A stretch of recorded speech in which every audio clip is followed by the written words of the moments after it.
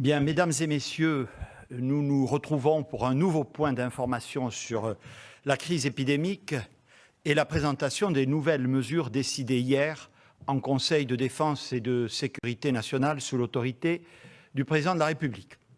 En France, comme partout en Europe, la deuxième vague est là. Nous observons aujourd'hui une progression rapide et très préoccupante de l'épidémie dans tous les pays d'Europe, en Italie, au Royaume-Uni, en Belgique, en Allemagne, sans parler des pays d'Europe centrale, Pologne, République tchèque, qui sont dans une situation très difficile. Nul n'est épargné. Disons les choses clairement, la situation est grave. Elle est grave en Europe, elle est grave en France. La semaine dernière, nous avons décidé de placer l'ensemble du territoire national en état d'urgence sanitaire et d'instaurer un couvre-feu en Île-de-France et dans 8 autres métropoles. Au cours des derniers jours, la situation sanitaire de notre pays a continué de se dégrader. La circulation du virus atteint aujourd'hui un niveau extrêmement élevé. Le nombre de personnes atteintes du Covid s'établit sur les 7 derniers jours à 251 pour 100 000 personnes, c'est-à-dire une progression de 40% en une semaine. Le taux de reproduction du virus se situe autour de 1,35, ce qui concrètement signifie un doublement du nombre de cas en 15 jours. 2 éléments supplémentaires méritent d'être soulignés. D'abord, sont touchées toutes les tranches d'âge, et notamment les plus de 65 ans, chez qui le nombre de cas a triplé en 6 semaines. Une diffusion du virus qui concerne désormais la quasi-totalité du territoire national. Cette progression de l'épidémie nous conduit à étendre les mesures de couvre-feu à 38 nouveaux départements et à un territoire d'outre-mer, la Polynésie. Dans l'ensemble de ces départements et territoires, le couvre-feu s'appliquera de 21 h à 6 h sur l'ensemble du territoire des départements concernés et normalement pour une durée de 6 semaines. Ces règles entreront en vigueur à compter de vendredi minuit. Elles seront les mêmes que pour les métropoles déjà placées en couvre-feu depuis samedi dernier. Cela signifie qu'à 21 h, chacun devra être chez soi et que, sauf exception, tous les lieux, commerces ou services recevant du public seront fermés.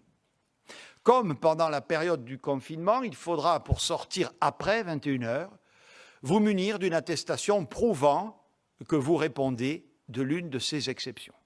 L'attestation et l'ensemble des informations concernant la situation sanitaire et les mesures relatives au couvre-feu sont disponibles sur le site du gouvernement ou en appelant le numéro vert 0800 130 000. S'agissant des départements dont seules les grandes villes avaient été placées en couvre-feu la semaine dernière, j'ai demandé au préfet d'étendre ce couvre-feu à l'ensemble du département. Au total, à compter de vendredi minuit, ce sont 54 départements et un territoire d'outre-mer qui seront soumis à la règle du couvre-feu, soit 46 millions de nos concitoyens. Avec ces mesures, nous poursuivons notre stratégie de riposte graduée et territorialisée. Je vous rappelle que dans les autres départements non soumis au couvre-feu, des mesures de restriction générale s'appliquent partout, notamment l'interdiction des rassemblements de plus de 6 personnes sur la voie publique, ainsi qu'un protocole sanitaire renforcé dans les restaurants. De même, le recours au télétravail a été vivement encouragé dans les entreprises partout où cela est possible.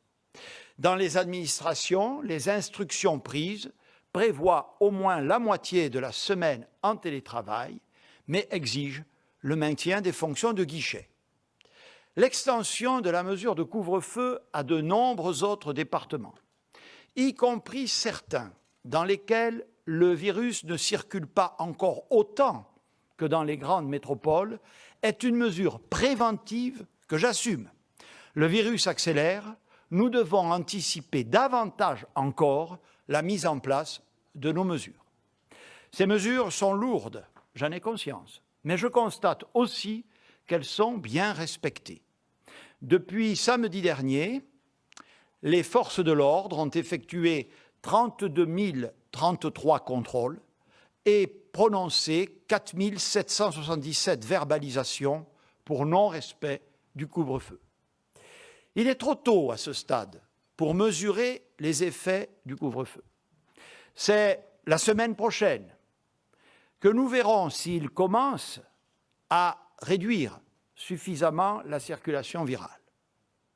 En fonction des résultats obtenus et de l'évolution de l'épidémie, nous réévaluerons le dispositif pour éventuellement le durcir, avec pour priorité absolue la volonté de sauver des vies et de protéger la santé de nos concitoyens, à commencer par les plus vulnérables d'entre nous. Pour cela, nous devons impérativement préserver notre capacité d'accueil à l'hôpital et dans les établissements de santé. Or, le taux d'occupation de nos lits de réanimation a dépassé la barre des 44%.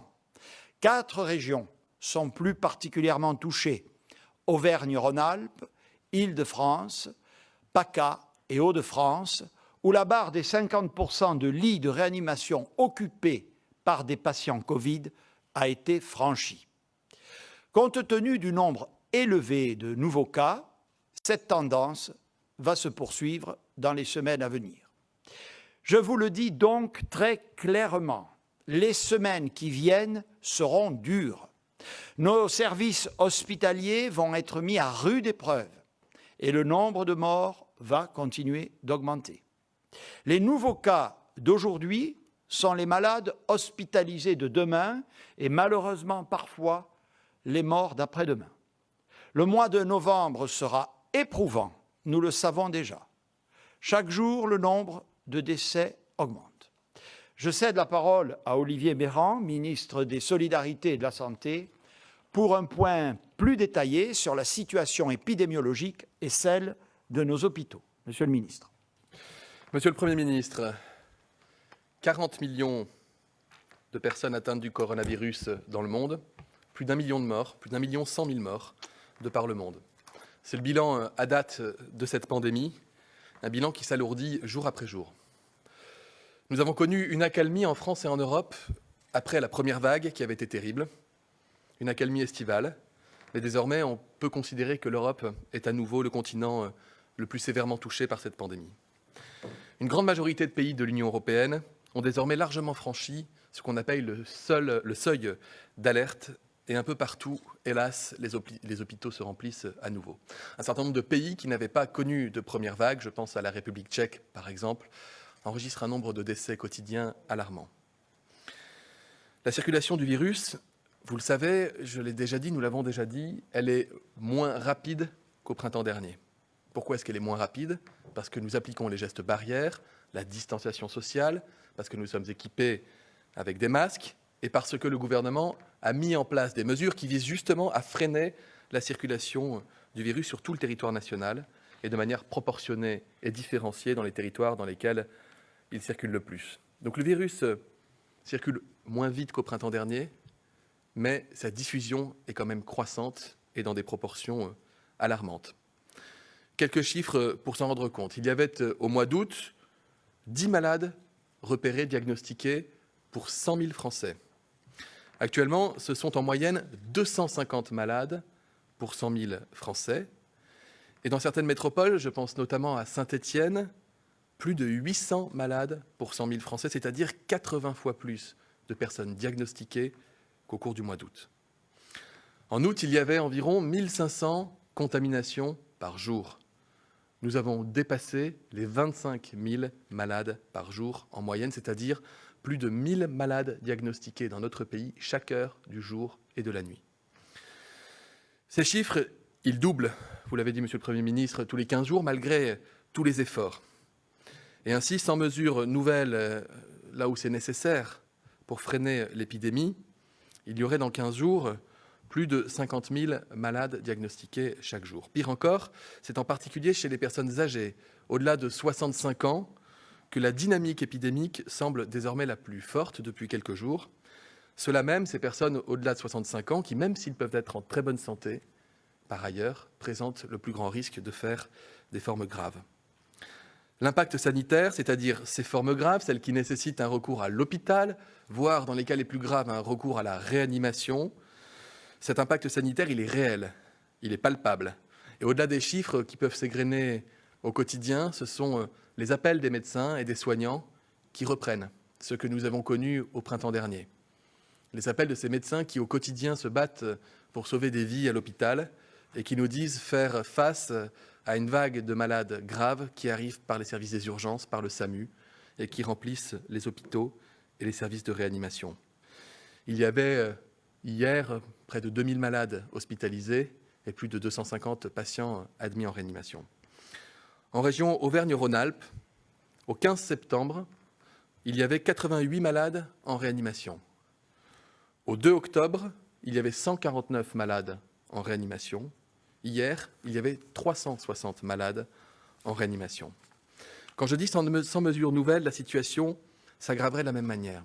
Est-ce à dire que les mesures qui ont été prises, comme la limitation des grands rassemblements, la fermeture des bars, la limitation des rassemblements, y compris dans la sphère privée, à 6 personnes au maximum, ou encore le couvre-feu partout où il a été mis en place, est-ce à dire que ces mesures seraient inefficaces? La réponse est non, et vous l'avez dit, Monsieur le Premier ministre, il est trop tôt pour pouvoir tirer les conclusions et les enseignements de l'impact de ces mesures pour freiner l'épidémie. Un rappel, lorsque le confinement généralisé a été mis en place dans notre pays, les courbes ont commencé à s'infléchir à partir de 15 à 18 jours. C'est le temps qui est nécessaire pour véritablement mesurer l'impact des mesures que nous prenons. Et effectivement, en début de semaine prochaine, nous espérons des premiers signes, un frémissement de l'incidence à l'échelle du pays. Sur la courbe qui apparaît, vous pouvez vous poser la question de pourquoi est-ce que cette courbe qui augmentait avait commencé à s'infléchir avant de repartir très fort.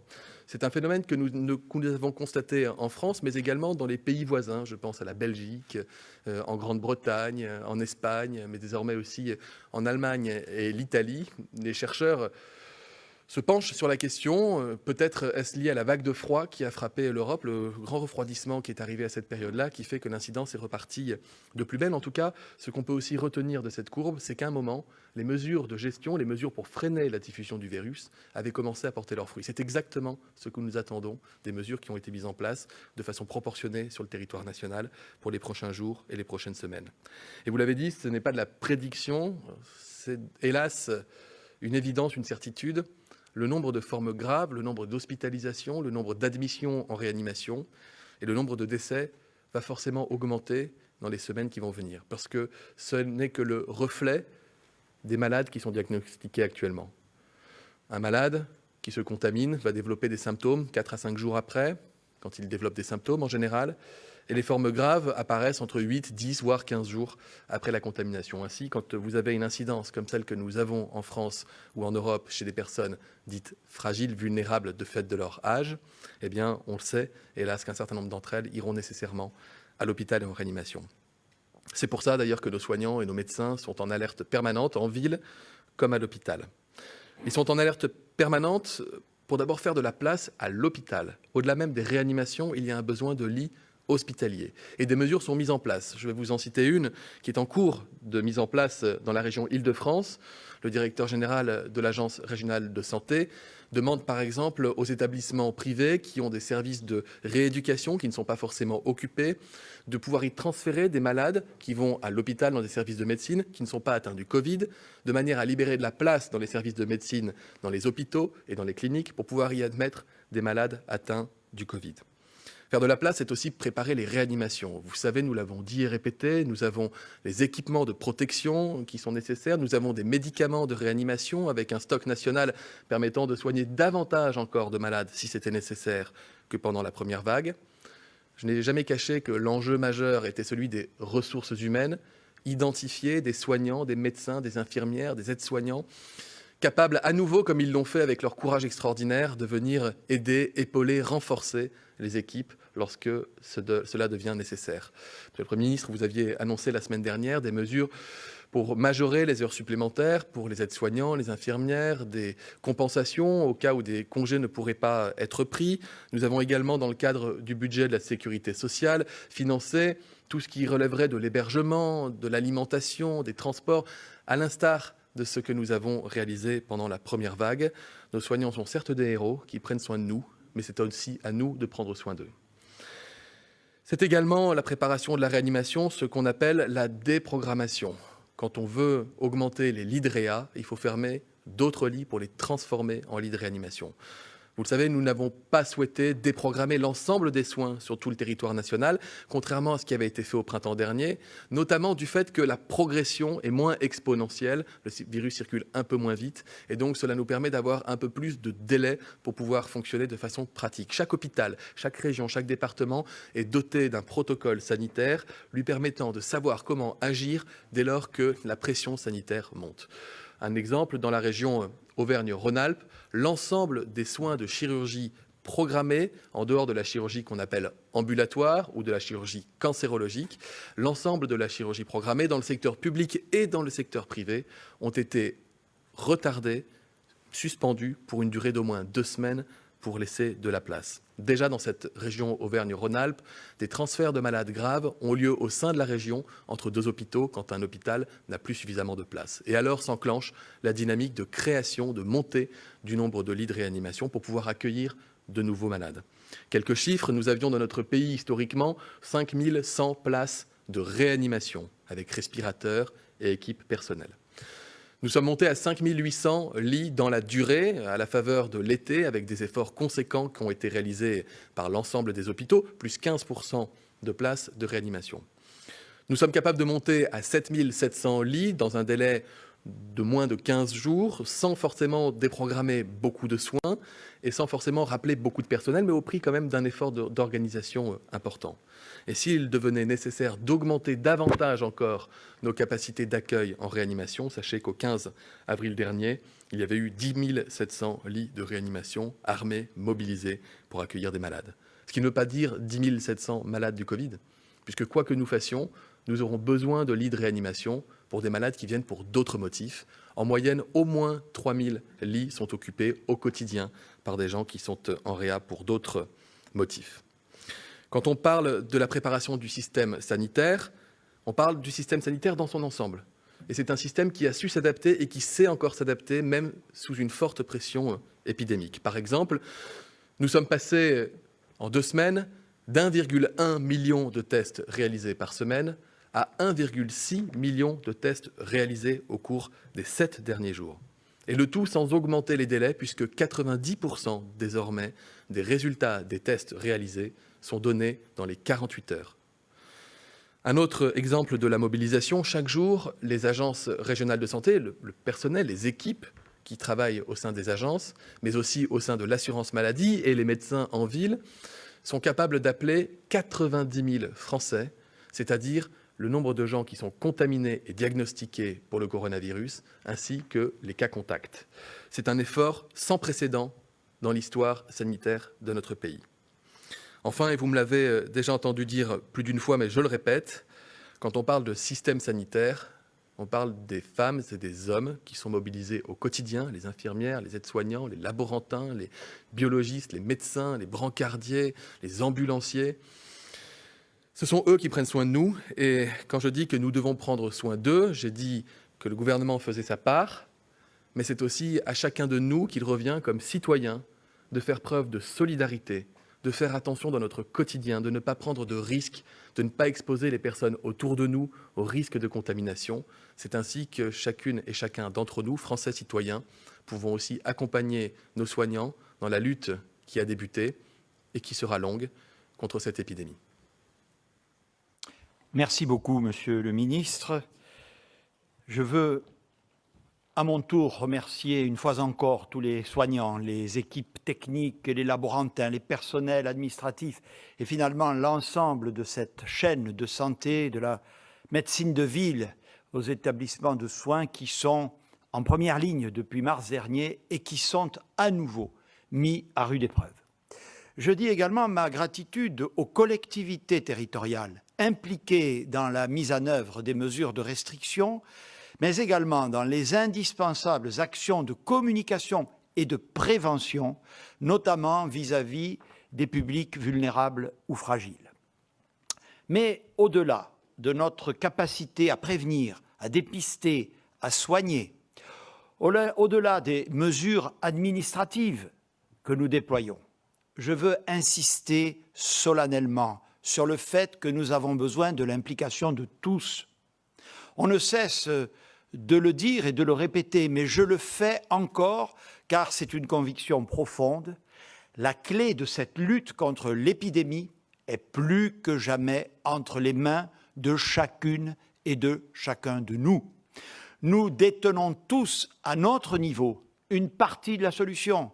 Elle est connue, porter le masque, se laver très régulièrement les mains ou utiliser du gel, tousser ou éternuer dans son coude ou dans un mouchoir, utiliser des mouchoirs à usage unique et les jeter, saluer sans se serrer la main et éviter les embrassades, respecter une distance d'1 mètre, aérer les lieux dans lesquels vous vivez et travaillez, et enfin, plus que jamais, réduire ces interactions sociales.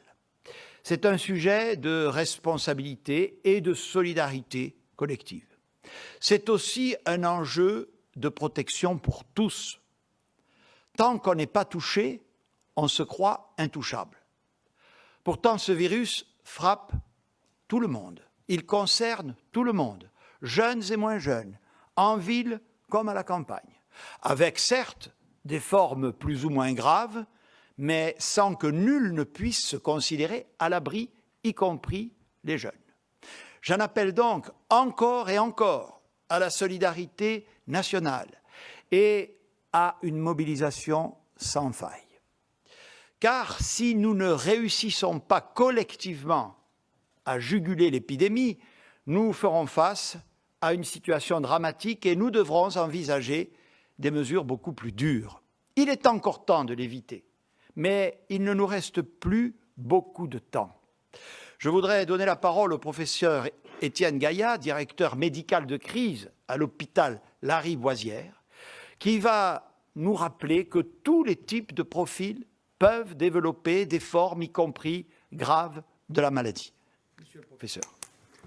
Merci beaucoup, Monsieur le Premier ministre, et merci de me donner l'opportunité, effectivement, de vous présenter quelques éléments de la réalité de ce qu'on vit dans les hôpitaux, et en particulier les hôpitaux d'Île-de-France dans lesquels je travaille.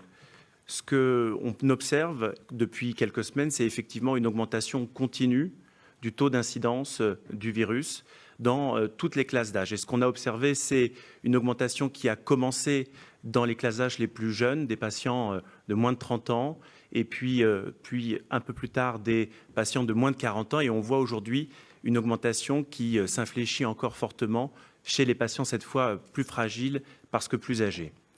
Donc, ça nous rappelle effectivement qu'un des moyens efficaces et dont on espère que notamment le couvre-feu portera ses fruits, c'est de limiter la diffusion et la circulation. Et aujourd'hui, il n'y a qu'un remède à ça, c'est de limiter nos interactions pour éviter de se transmettre le virus. On observe parmi les patients qu'on a à prendre en charge quotidiennement des formes de contamination à l'intérieur de la cellule familiale, à l'intérieur de couples. On a eu à prendre en charge, en particulier dans la première vague, et on espère ne pas l'avoir aujourd'hui, des couples, y compris des couples en réanimation atteints de la Covid-19.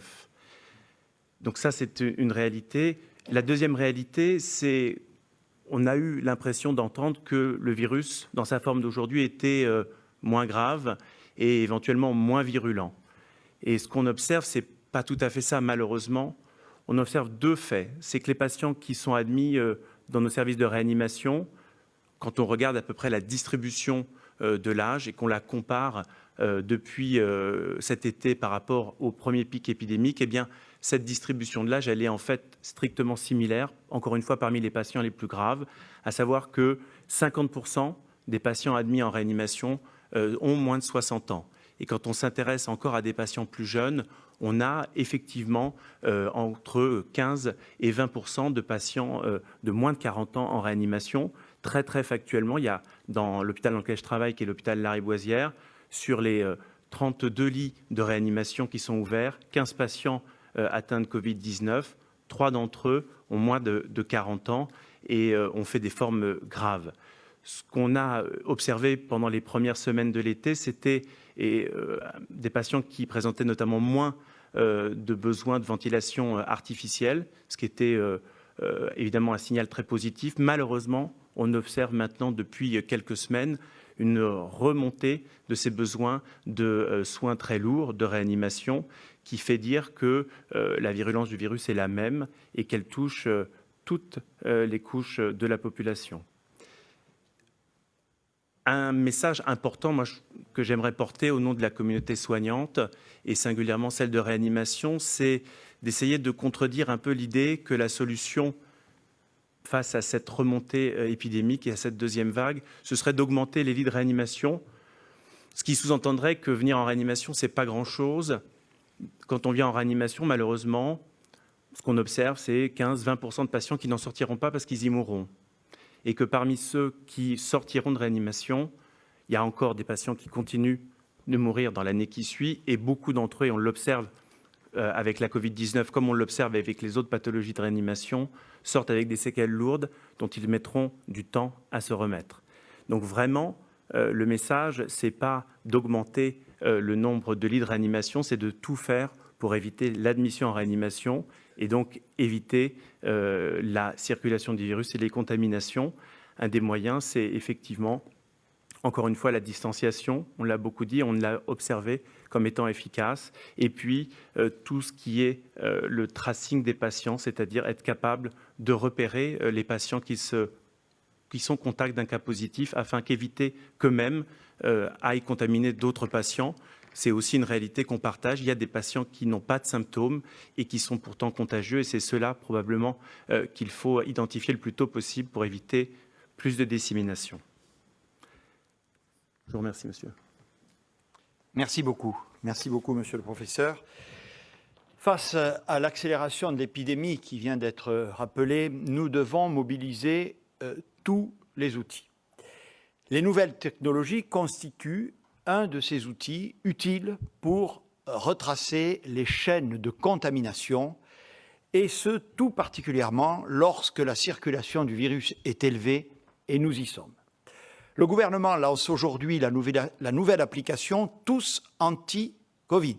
Elle est disponible au téléchargement dès aujourd'hui, et je vous invite à tous la télécharger comme je l'ai fait moi-même. Je cède la parole à Cédric O, le secrétaire d'État en charge du dossier, pour qu'il vous présente les nouvelles fonctionnalités de l'application. Merci, Monsieur le Premier ministre. Les mesures qui ont été annoncées aujourd'hui sont difficiles. Et Olivier Véran, le ministre de la Santé, l'a dit, elles pourraient l'être encore plus à l'avenir. Mais cela n'est pas inéluctable. Nous ne sommes pas condamnés à une politique de stop and go dont nous savons à quel point elle est pénible pour nos concitoyens et dévastatrice pour notre économie. Pour cela, et Monsieur le Premier ministre l'a rappelé, nous avons besoin d'être, chacun d'entre nous, acteurs de la lutte contre le virus. C'est bien sûr le port du masque. Ce sont bien sûr les réflexes de distanciation physique. C'est bien sûr la réduction de nos interactions sociales. Mais c'est aussi l'utilisation de tous les outils qui peuvent nous aider à contrôler un virus qui va durer tout en continuant à vivre, et notamment les outils numériques. Ces outils numériques doivent permettre à chacun d'être acteur des 3 piliers de la stratégie mise en place pour réduire durablement la circulation du virus et de participer à notre résilience et à notre résistance collective. Tester, alerter et protéger. Ce que nous voulons faire avec ces outils numériques, c'est rendre chaque Français réellement acteur de l'ensemble de la chaîne de lutte contre le virus. C'est d'abord tester. Et je veux rappeler ici l'existence et l'utilité du site dépistagecovid.gouv.fr, je répète, dépistagecovid.gouv.fr, qui permet à chacun de trouver facilement un laboratoire près de chez soi et d'être informé des temps d'attente. Il ne faut pas renoncer à se faire tester parce que l'on pense qu'on ne sait pas où aller ou que c'est trop long. Cet outil, développé avec les équipes du ministère de la Santé, vous facilitera la vie si vous devez vous faire tester et surtout vous permet, en remontant vos informations sur les temps d'attente, de partager une information précieuse pour tous. C'est aussi alerter. Et Monsieur le Premier ministre vient de le dire, pour gagner du temps sur le virus, nous avons lancé aujourd'hui l'application Tous Anti-Covid, mise à jour de l'application Stop Covid. Il faut, au sujet de l'application Stop Covid, être extrêmement clair. Oui, l'application n'a pas été suffisamment téléchargée pour être un outil vraiment utile dans la lutte contre le coronavirus. Et s'il faut en prendre la responsabilité, nous la prenons entièrement, moi le premier. Mais cette adoption insuffisante est aussi, malheureusement, collectivement, une opportunité manquée. Personne ne se réjouit de devoir fermer les restaurants, les bars ou encore les salles de concert et de cinéma. Personne ne se réjouit de devoir limiter ses interactions sociales.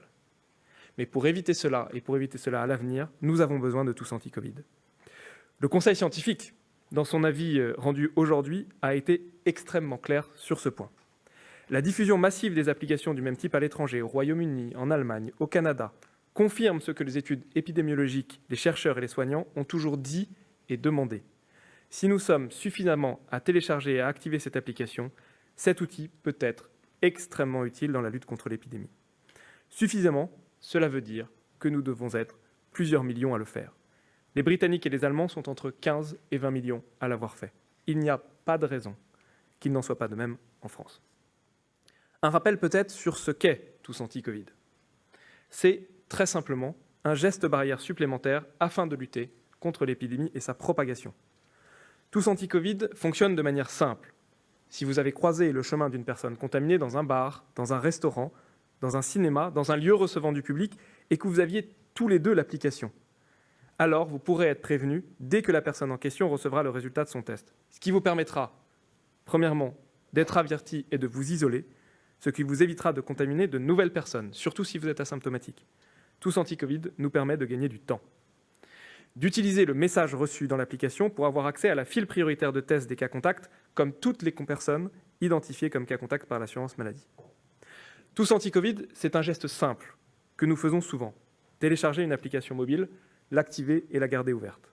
Mais, à l'image d'un vaccin, et je l'ai dit, ce geste n'est utile que si nous sommes très nombreux à le faire. C'est pourquoi je veux m'adresser directement à tous les Français, à toutes les Françaises et tous les Français. Nous avons besoin de vous. Nous avons besoin de tous. Nous avons besoin de chacun. Toutes les garanties ont été prises. La CNIL, la Commission nationale informatique et liberté, a audité en profondeur et validé l'application. Son code source est ouvert et public et permet à chacun de vérifier ce que je viens de dire. Tous Anti-Covid n'est pas un outil pour le gouvernement. Il est un outil collectif, très largement soutenu par la communauté médicale, qui doit nous permettre de garder les lieux de vie ouverts, qui doit vous permettre de vivre le plus normalement possible tout en vous protégeant. Cette application, c'est la vôtre. Téléchargez-la et activez-la dès que vous vous rendez dans un lieu recevant du public. Depuis Stop Covid, l'application a évolué. Elle continuera à le faire. Bien sûr, elle conserve sa fonction d'historique des contacts avec les mêmes garanties pour la vie privée.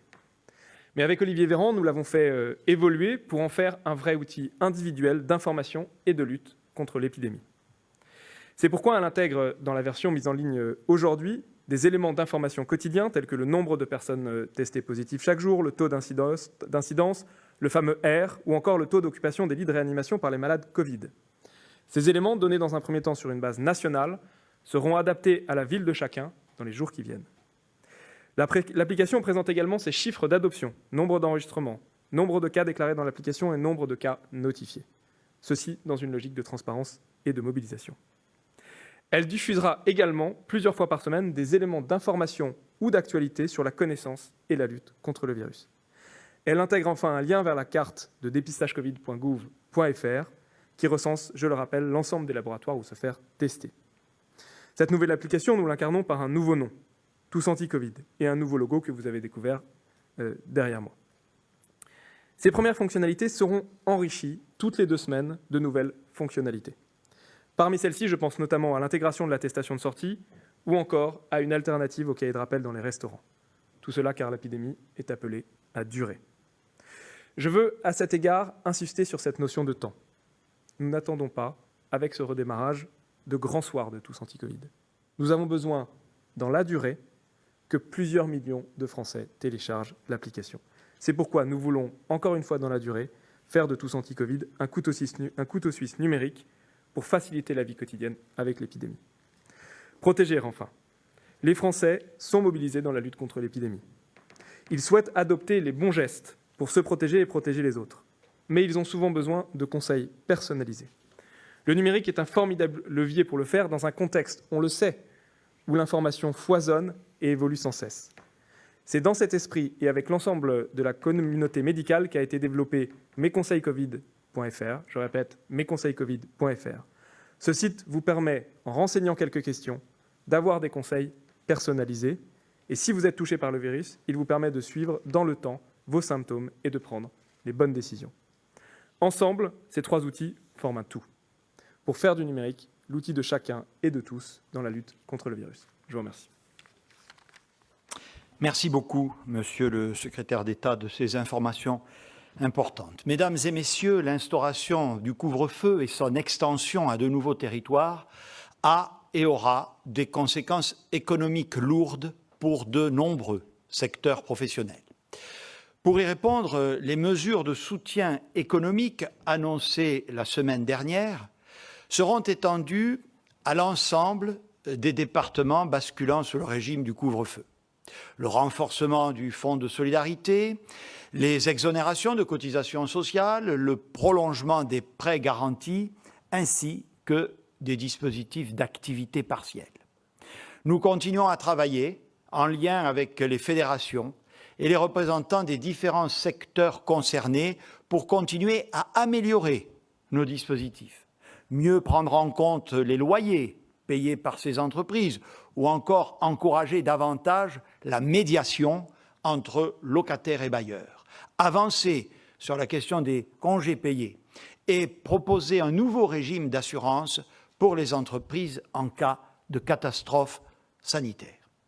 À tous ces secteurs économiques particulièrement impactés par les mesures de restriction que nous sommes tenus de prendre, hôtellerie, bars, restauration, événementiel, sport, culture et d'autres encore, à tous, je veux dire que le gouvernement comprend leur désarroi et parfois leur sentiment d'injustice alors qu'ils ne demandent qu'à travailler et à vivre de leur travail.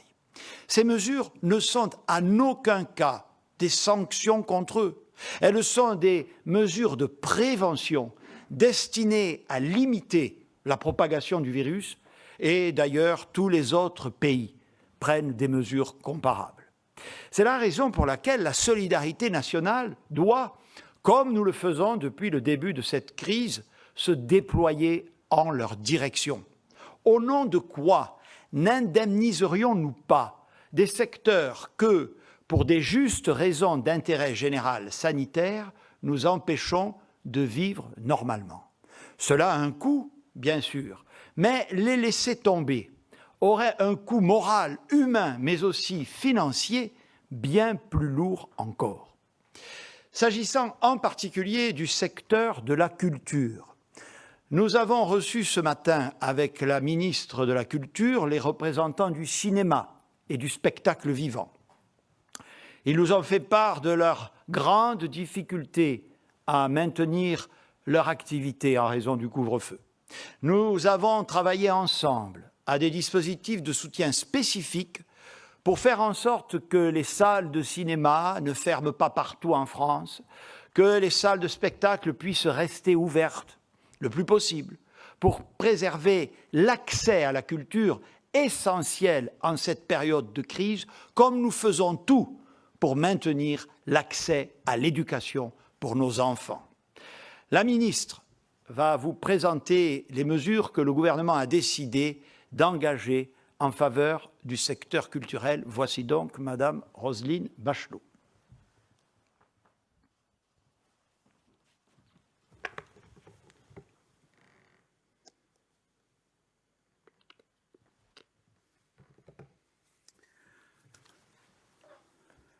Oui, le Premier ministre, le ministre de la Santé, le professeur Gaillard l'ont rappelé, la situation sanitaire est grave. Et la mesure de couvre-feu qui a été annoncée par le Président de la République doit nous aider à affronter collectivement cette deuxième vague, à stopper la propagation du virus et à mieux protéger chacune et chacun d'entre nous. Vous l'avez dit, Monsieur le Premier ministre, cette mesure de santé publique et de protection a un impact très fort sur le monde de la culture, à nouveau particulièrement atteint. En effet, l'essentiel du spectacle vivant et du cinéma se déroule en soirée. Dès mercredi soir, j'ai échangé avec les professionnels du spectacle vivant et du cinéma, comme je le fais avec l'ensemble du secteur culturel depuis ma prise de fonction, individuellement et collectivement. J'ai également eu à cœur d'évoquer la situation avec plusieurs élus locaux concernés. Et j'ai souhaité réunir mardi prochain les associations d'élus dans le cadre du Conseil national des territoires pour la culture. Vraiment, je tiens à saluer les efforts qui ont été faits par les professionnels de la culture, extrêmement engagés à maintenir le lien avec le public et qui sont en train de s'adapter, de trouver des solutions dans ce contexte nouveau. L'État sera à leur côté pour surmonter cette crise et les accompagner dans leurs efforts d'adaptation et d'innovation. Ce soutien est extrêmement important et sa nécessité est partagée par l'ensemble des Français. Chacun a besoin, nous avons besoin de culture et peut-être encore plus durant cette crise qui a affecté notre capacité à nous rassembler. Et les mesures que je vais évoquer sont essentielles, elles vont permettre de préserver l'accès de tous à notre culture. Bien entendu, je souhaite d'abord confirmer que le renforcement des mesures transversales que vous avez décrites, Monsieur le Premier ministre, et qui ont été annoncées par Bruno Le Maire jeudi dernier, toutes ces mesures vont s'appliquer à l'ensemble du secteur culturel et notamment au spectacle vivant et au cinéma. Cela veut concrètement dire que la culture est éligible au fonds de solidarité, aux exonérations de charges sociales, à l'activité partielle lorsqu'elle est nécessaire, aux prêts garantis par l'État, ainsi qu'à toutes les mesures d'accompagnement. Pour ne pas que le secteur culturel s'effondre, le gouvernement a décidé de prendre également des mesures spécifiques complémentaires. S'agissant du spectacle vivant, ce sont 85 millions d'euros d'aide qui vont être débloqués. En effet, dans les territoires concernés, le couvre-feu a de lourdes conséquences sur le maintien de l'activité.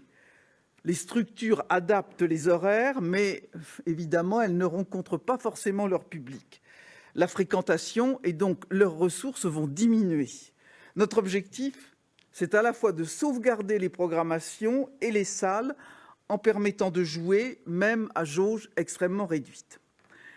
Pour le spectacle vivant musical, le fonds de sauvegarde et le fonds de compensation seront dotés de 55 millions d'euros complémentaires, dont 3 millions destinés particulièrement aux auteurs. Les dispositifs mis en place seront confiés au Centre national de la musique et bénéficieront à l'ensemble des acteurs du secteur, privés ou subventionnés. Nous allons par ailleurs proposer au Parlement de prolonger l'exonération de la taxe sur les spectacles au premier semestre 2021 pour alléger les charges des entreprises du secteur. Pour les autres champs du spectacle vivant, notamment le théâtre, y compris les auteurs, une enveloppe complémentaire de 20 millions d'euros sera mise en œuvre pour accompagner le secteur privé comme le secteur subventionné, y compris les auteurs.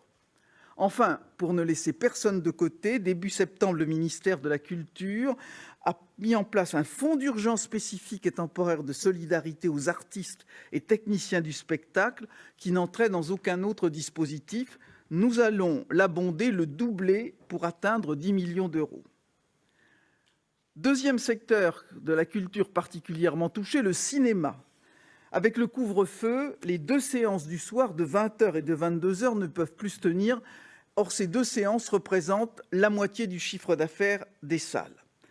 Notre objectif est de faire en sorte que les cinémas ne ferment pas, que le public puisse continuer à aller voir des films. Pour cela, il faut que les sorties de films soient maintenues sur l'ensemble du territoire, malgré les risques économiques importants pris par les distributeurs. Au total, les mesures qui vont venir en soutien de l'activité du secteur cinématographique représentent 30 millions d'euros.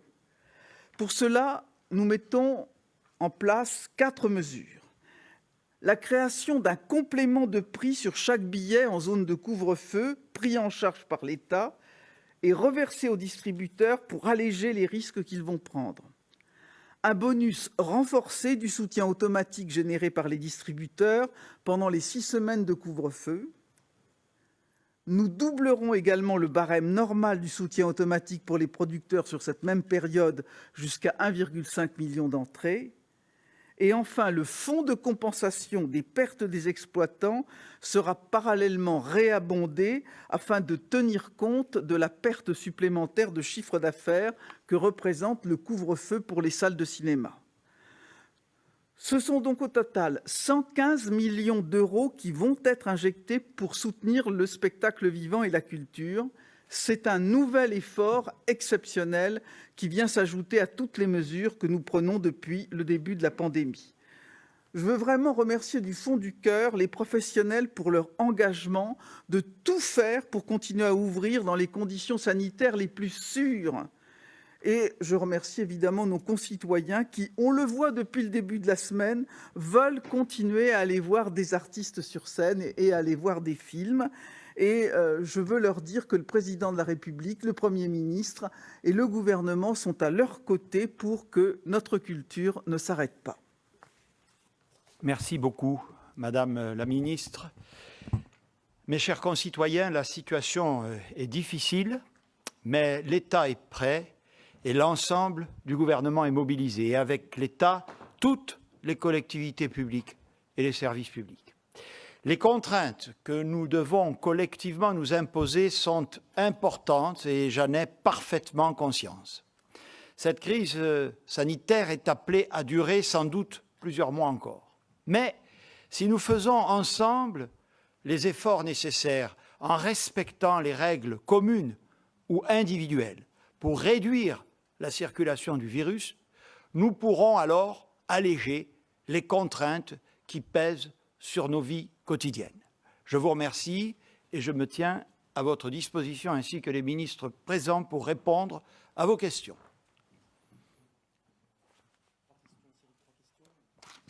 Bonjour, Adrien Beck pour Europe 1. Monsieur le Premier ministre, vous avez indiqué qu'au cas où l'épidémie n'arrivait pas à être jugulée, vous devriez mettre en place des mesures plus dures, mais nous ne disposerons pas de beaucoup de temps. De combien de temps estimez-vous pouvoir encore disposer et en fait, avons-nous encore du temps ? Plusieurs questions. Bonjour, Hélène Bonnet pour TF1 LCI. J'ai plusieurs questions. Vous avez dit que le mois de novembre allait être difficile. Est-ce que vous avez des projections qui vous permettent de savoir si on va atteindre un pic de l'épidémie et quand ?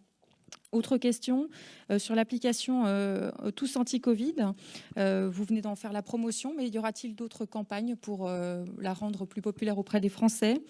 Et enfin, je voulais parler des vacances de Noël. Je sais que vous avez peu de visibilité, mais est-ce que les Français doivent s'attendre à ce que leurs vacances de Noël soient perturbées, notamment les rassemblements familiaux ?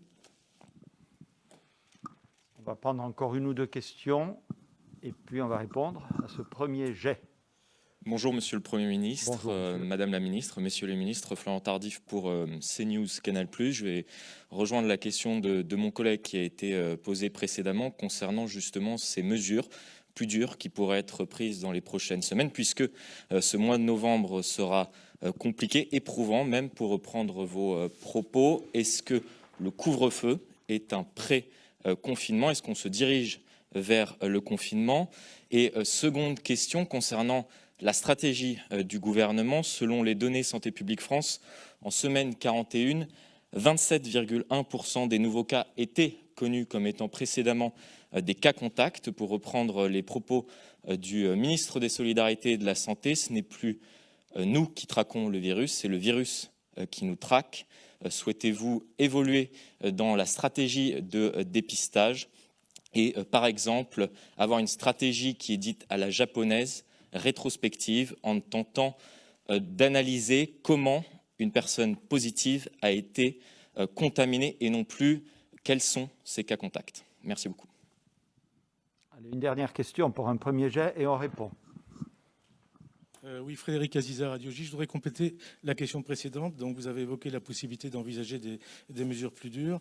C'est-à-dire qu'en cas d'aggravation de la situation, le couvre-feu pourrait évoluer vers un couvre-feu à la guyanaise, c'est-à-dire un couvre-feu de 17h à 5h du matin le lendemain et le week-end du samedi 13h au lundi 5h. Bon, on va répondre à ce premier jet de questions. Je demande au ministre de la Santé de s'approcher du pupitre parce qu'évidemment beaucoup concerne. Une précision préalable, j'ai dit et je confirme que le mois de novembre sera difficile parce que nous savons déjà que quel que soit l'effet que nous espérons positif des mesures de couvre-feu, l'impact des contaminations actuelles sur la montée des hospitalisations en réanimation se fera sentir fortement, on en est sûr maintenant, au mois de novembre. D'où les difficultés que je pressentais. Donc, s'agissant de durcissement des mesures, d'abord, le ministre va compléter mon propos, elles vont évidemment dépendre de l'évolution des données épidémiologiques à partir de la semaine prochaine, de l'intensité de cette évolution, et donc nous nous tenons prêts, comme toujours, à envisager plusieurs scénarios et plusieurs catégories de mesures. Monsieur le ministre.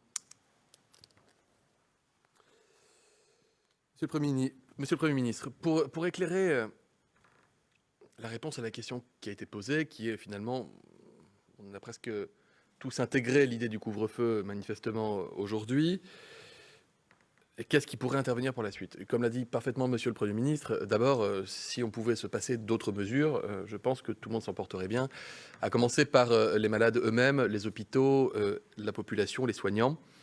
Ça voudrait dire que les mesures que nous prenons ont un impact.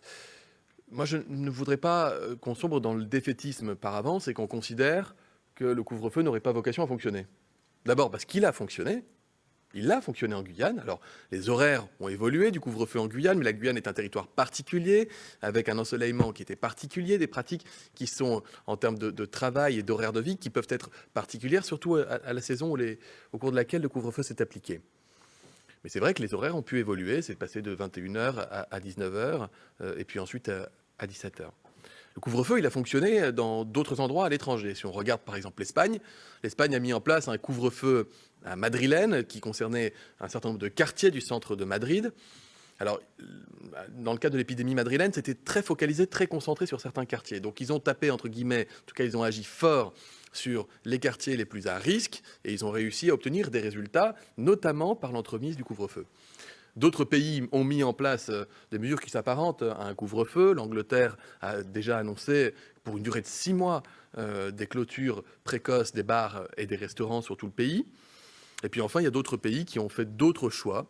L'Allemagne fait d'autres choix, même si j'ai entendu la maire de Berlin parler de la possibilité de mesures proches d'un confinement si la situation persistait. L'Italie a mis en place des mesures qui s'apparentent au couvre-feu en Lombardie. Et puis, d'autres pays sont allés encore beaucoup plus loin. Je pense à l'Irlande et au Pays de Galles, qui ont prononcé un confinement généralisé d'une durée de 2 semaines, qui pourrait être étendu plus tard, plus loin. Donc, comment vous dire ? Les deux situations ne sont pas forcément comparables les unes aux autres, l'une à l'autre. Par contre, évidemment qu'on s'enrichit les uns les autres et on discute. Cette semaine, j'ai eu plusieurs de mes homologues, mon homologue allemand, anglais, espagnol, italien, au téléphone pour discuter avec eux. Alors, tu as mis ça en place dans tel endroit. Au bout de combien de temps est-ce qu'il y a eu des résultats? Les communautés scientifiques se parlent, au niveau stratégique aussi, au niveau technique. Tout le monde se parle, échange. On continue d'apprendre de ce virus. C'est un virus qu'on ne connaissait pas il y a quelques mois, il y a un peu moins d'1 an. On ne le connaissait pas. Et regardez, à la sortie de l'été, vous aviez encore un certain nombre de gens qui disaient « mais non, le virus a disparu ou il a changé ». En réalité, on continue d'apprendre. Donc, nous espérons que le couvre-feu sera une mesure de nature à permettre de freiner l'épidémie, de préserver nos hôpitaux et de sauver des milliers de vies. Si jamais la situation ne devait pas être celle-ci, alors c'est un Conseil de défense et de sécurité nationale qui se réunit sous l'égide du Premier ministre et du Président de la République. Des propositions sont faites, sont rapportées dans le cadre de ce Conseil, sur la base des propositions qui elles-mêmes émanent de la communauté scientifique, et ensuite les décisions sont prises, quelles qu'elles soient. Sur le dépistage à la japonaise. Oui, j'ai vu ça, j'ai lu ça aussi, mais je ne l'ignorais pas. Je m'étais aussi entretenu avec mon homologue japonais, figurez-vous, pour discuter de cette stratégie. J'ai discuté tout à l'heure avec le professeur de médecine qui vous a présenter la situation dans son service et je lui ai posé une question que je pose souvent, que j'ai posée hier à des médecins stéphanois. Où est-ce que les gens qui sont en réanimation se sont contaminés? Où est-ce qu'ils se sont contaminés? La réponse, elle n'est pas simple. N'est-ce pas, professeur? La réponse, elle n'est pas simple. Même quand vous avez un échantillon de 15-20 malades et que vous prenez le temps de décortiquer avec eux où ils ont pu se contaminer, on vous dit parfois ça peut être un mariage parce que vraisemblablement la personne a fréquenté un mariage, donc ça va être là. Parfois, c'est 10 personnes qui vivent dans un 2 pièces et dont une personne était malade, donc on se dit que c'est ici. Mais en réalité, il est extrêmement difficile, d'autant que vous avez plus de la moitié des gens qui sont asymptomatiques. Donc vous avez pu être contaminé à un moment que vous ignorez vous-même totalement par quelqu'un qui lui-même ignorait qu'il était un contaminant. Ce n'est pas une question de faillite ou de déroute, ou des systèmes de traçage ou de la communauté scientifique et médicale. En réalité, c'est très dur. Et y compris au Japon, je peux vous dire que c'est très dur. Alors il y a une étude qui est menée par le professeur Fontanet, que vous connaissez. Il a été plusieurs fois il est intervenu en conférence de presse, qui a démarré une étude pour rechercher avec des questions très fines les lieux de contamination et les conditions de contamination de quelques 1500 Français sur tout le territoire national. Ça va nous apprendre des enseignements. Mais je peux vous dire, si c'était votre question, à chaque fois qu'on peut remonter au-delà de la chaîne de contamination, nous le faisons. Et les équipes des agences régionales de santé, les médecins, les infirmières, l'assurance maladie, à chaque fois qu'ils peuvent essayer d'aller plus loin pour essayer de comprendre s'il y avait un foyer de contamination, évidemment, ils y vont. Mais ne croyez pas que ce soit quelque chose où il suffit de claquer les doigts et d'y mettre les moyens. Il y a des réponses que nous n'arrivons pas à avoir et que personne dans le monde n'arrive à obtenir. Peut-être répondre sur les projections en termes de pic épidémique. Là encore, nous avons ce qu'on appelle des modélisations. La modélisation, c'est la capacité à anticiper. On vous a présenté en conférence de presse, vous vous souvenez des courbes ascensionnelles de remplissage des réanimations et des hôpitaux, et ces modèles sont adaptés au fur et à mesure que des nouvelles mesures sont prises. Et je vous ai dit la dernière fois, ce que nous voulons, c'est faire mentir ces courbes. Donc il est sur cette base-là difficile de vous dire quand aura lieu le pic. Finalement, le pic, il aura lieu, ce sera le moment où on aura enregistré l'inflexion de la courbe d'incidence et on commencera à réduire le nombre de cas. Moi, si vous voulez ma réponse idéale, ce serait la semaine prochaine. Ça voudrait dire que les mesures auraient permis d'infléchir la courbe. Je n'en suis pas certain, en tout cas pas dans les proportions nécessaires pour avoir vraiment une diminution franche. Ce que nous voulons, c'est déjà des premiers frémissements d'une réduction de l'incidence au cours de la semaine prochaine. Quant aux prédictions à Noël, c'est comme, je vous fais la même réponse qu'à chaque fois quand on parle de prédictions, tous ceux qui en ont fait s'en sont plantés. Donc, nous faisons le maximum, sans regarder même la question de Noël, pour protéger les Français dans la période actuelle, dans les semaines à venir, et évidemment dans les mois à venir. Et donc, plus nous agissons, plus nous sommes solidaires, plus nous intervenons contre ce virus, plus nous faisons attention dans nos comportements quotidiens, plus nous avons de chances de pouvoir passer Noël en famille dans les meilleures conditions. Merci, monsieur le ministre. En tout cas, notre responsabilité, la mienne en particulier, c'est évidemment d'abord de prendre les bonnes mesures, de veiller à leur application et d'anticiper toutes les hypothèses. Les bonnes, bien sûr, c'est celles que nous cherchons à réaliser, mais aussi les plus difficiles. Sinon, nous faillirions à notre rôle. Il y avait une question pour tous anti-Covid. Monsieur le secrétaire d'État. Oui, monsieur le Premier ministre. S'agissant de la communication sur l'application Tous Anti-Covid, d'abord, à partir d'aujourd'hui, l'ensemble des communications du gouvernement sur les gestes barrières intégreront Tous Anti-Covid.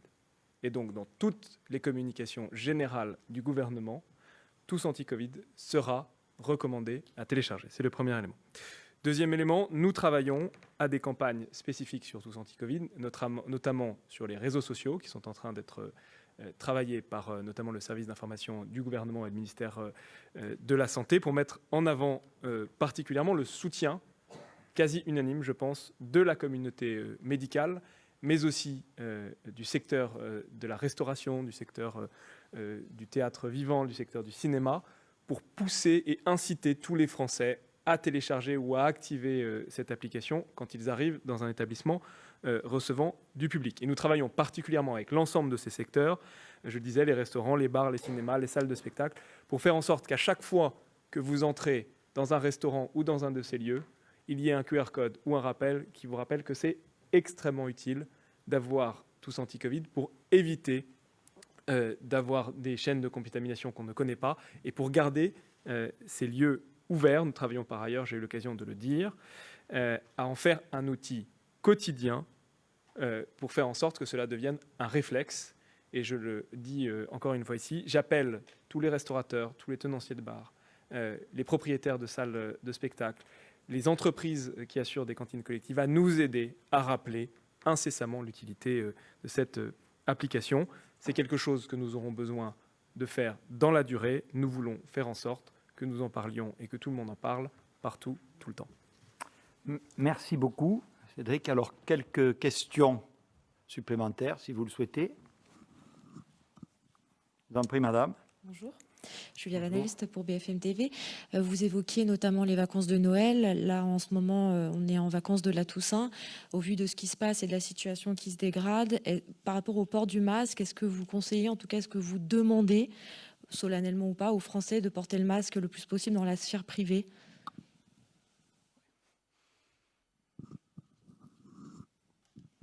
Bonjour, Jérémy Marot de l'AFP. La situation sanitaire actuelle montre que les différents messages d'alerte que vous avez lancés depuis la rentrée à destination des plus jeunes n'ont pas vraiment imprimé au vu des taux d'incidence. Est-ce que vous réfléchissez, est-ce que vous dressez déjà ce constat d'échec? Est-ce que vous réfléchissez à revoir votre communication, à chercher des relais alternatifs pour pouvoir s'adresser à cette population qui est visiblement pas du tout réceptive aux avertissements?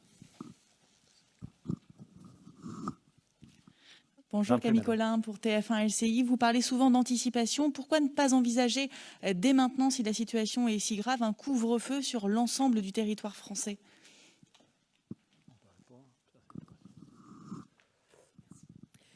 Bonjour, Romain Cluzel pour RMC. Est-ce que vous pouvez nous expliquer les raisons de ce changement de stratégie? Jusqu'ici, le couvre-feu était principalement sur des métropoles, il y avait la région Île-de-France. Pourquoi passer sur des départements? Et je rejoins ma collègue, pourquoi ne pas l'étendre à tous les départements français? Vous disiez que certains départements étaient placés en couvre-feu par précaution. Alors là, toutes ces questions sont cohérentes entre elles, donc on va pouvoir y répondre. J'invite le ministre de la Santé à venir parce que les réponses sont, me semble-t-il, extrêmement claires. Simplement pour BFM TV, le port du masque le plus possible et partout, je ne cesse de le dire, donc raison de plus maintenant.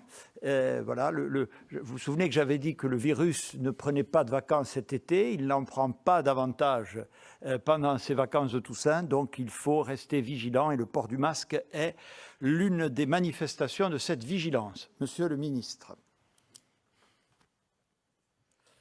Est-ce qu'on a été bon dans la communication à destination des jeunes? C'est difficile de répondre à cette question. C'est difficile de répondre à cette question. Je me permets. Quel rôle avons-nous eu les uns les autres dans la période de reprise épidémique vis-à-vis des jeunes, dans les messages que nous véhiculons? Il m'arrive de trouver le temps d'allumer des chaînes de télévision et il ne me revient absolument pas de faire quelque censure que ce soit, et je ne parle pas de votre chaîne en l'occurrence. Enfin, on continue d'entendre sur certains plateaux de télévision des gens qui se disent experts en épidémiologie ou en virologie et qui ne le sont pas, et qui continuent de proférer des choses qui sont totalement fausses. Si vous me posez la question, pour avoir bataillé un peu comme Don Quichotte pendant la période de... Ça vous fait rire parce que vous savez que c'est vrai.